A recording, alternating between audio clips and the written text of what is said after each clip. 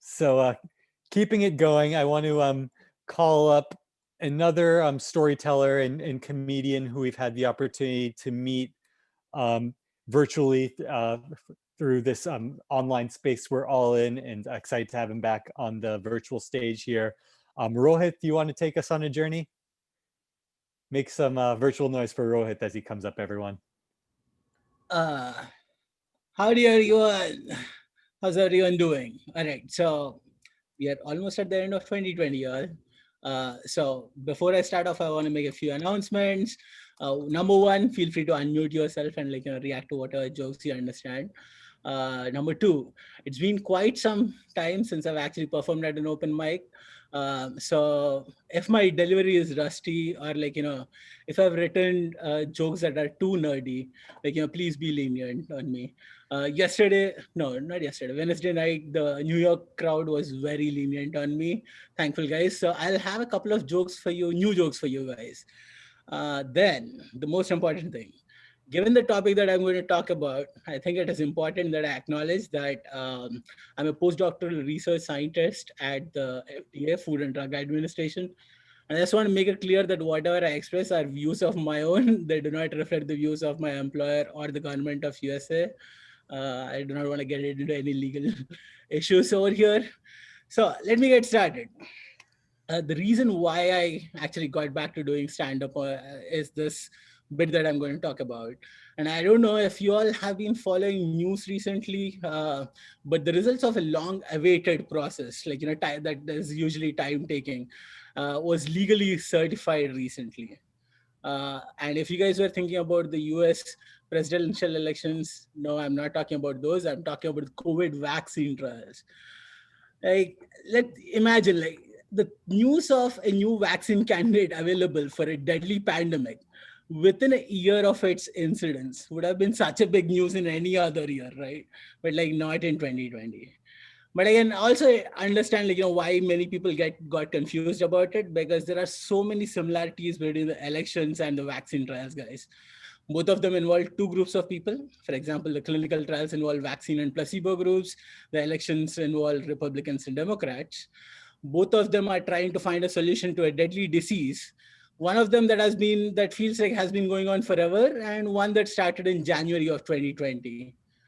Uh, the point that I wanted to make was that the vaccine related biological product advisory committee, what we call as the VRB pack, met with the FDA for emergency use authorization approval of both Pfizer's vaccine, I think last Thursday, and Moderna's vaccine this Thursday.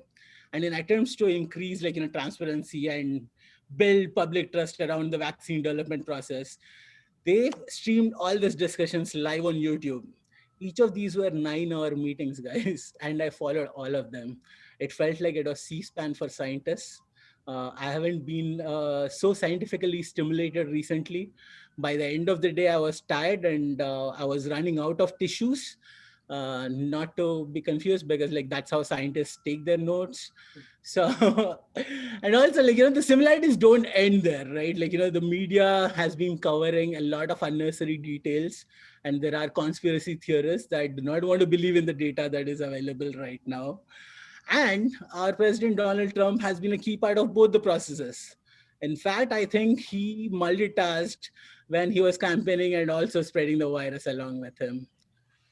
I like giving the benefit of doubt to people. So I want to give a benefit of doubt to Trump too.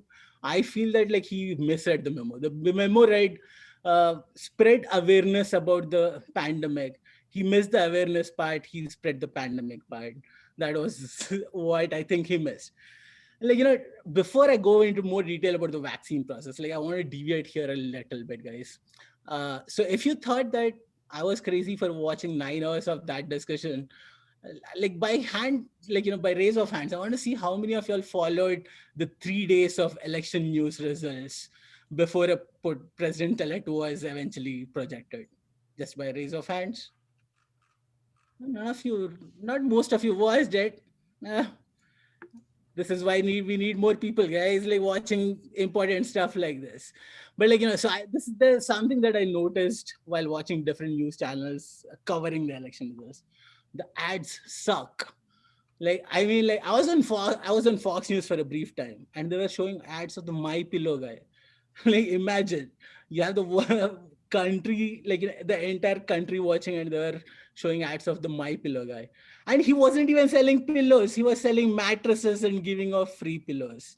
Like, that tells a lot about his business, how it is running.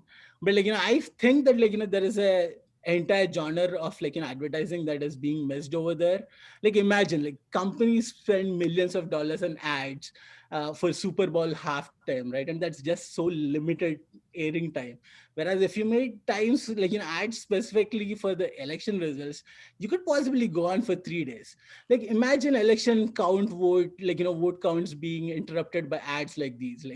Uh, uh, like, an ad for White Claw, for example, let's say we put the swing in the swing stage, White Claw. Like, something like that would have been much more fun and would have made my whole experience of watching the election results fun.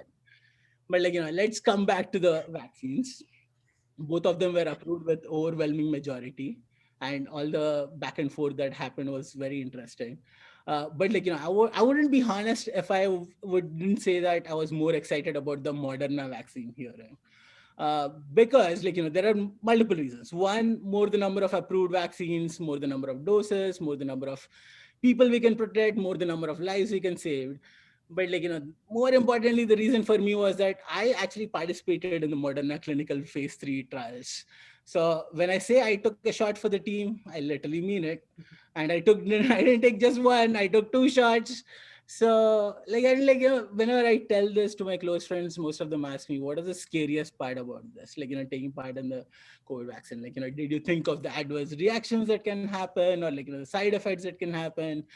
But like, I think like all the Desi kids over here can resonate with me when I say that the scariest part for me is like telling my parents that I've participated in this vaccine trial.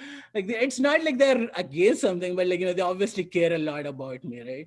But like, I can totally imagine that, like, whenever I tell them this, they're going to be discussions like, there was no need for this hirogiri from your side, or like, you're so free right now, that is why you're being, like, you're participating in all these things. I think it is time for you to get married.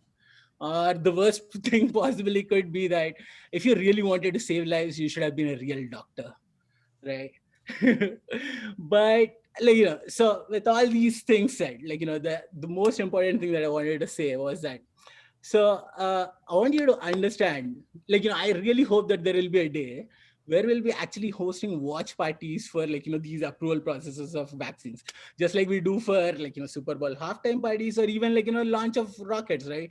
We aren't all rocket scientists, but we still see, like, launch of rockets. Then why not like understand the vaccine development process too? Because it is important, because that, like, it is important that we understand vaccines don't save lives, immunization, properly implemented immunization practice as well. And like, given that, like, I understand that we as people of color have had a bad history with vaccine development process, it is good to be skeptical about vaccines, but it's also important to get those answers for, like, any concerns that you might have. So in case if you need any help in that, on that end, I'll always be happy to help. With that said, I finally wanted to end with this, saying that, like, I know there seems to be, like, I have a lot of conflicts of interest here, given that I participated in the vaccine trial. So I did get paid by Moderna for it. And I'm also part of FDA, which approves the process.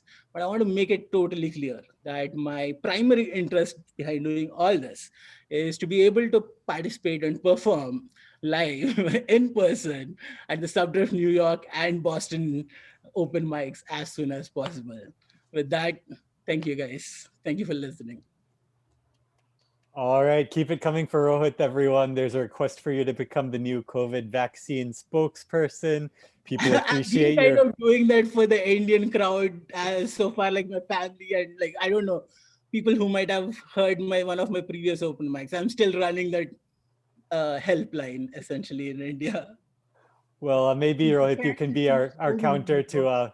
the WhatsApp uncles and aunties who are talking about who even knows I what. would be happy to help. I would be always so like yeah. Essentially, like there's I'm publicly announcing it. If you all have any questions about the vaccine, feel free to contact me. All right, Rohit's our inside man at the FDA, so he's got the hookup. Y'all keep it coming, everybody. Thanks, everyone. Well, thank you, Rohit. And yeah, I'm really excited for when you start disseminating your scientifically accurate WhatsApp forwards for all of us to share through our subgroup channels and everywhere else. Hey, I actually wanted to say something. If Mhm. possible, Srilata, I would really want to collaborate with you on making these presentations, man. Like, something like this for the COVID vaccine would be epic, I feel. Yeah. It would. It would. What's your Twitter handle, or where are you mostly on social? I'm not on Twitter, but like I'm on Insta. You can find me at Ro, hit me up. I'll drop that. Yeah, put the link in the chat, Rohit, and yeah, let's get this this live tweet style presentation out there. I love.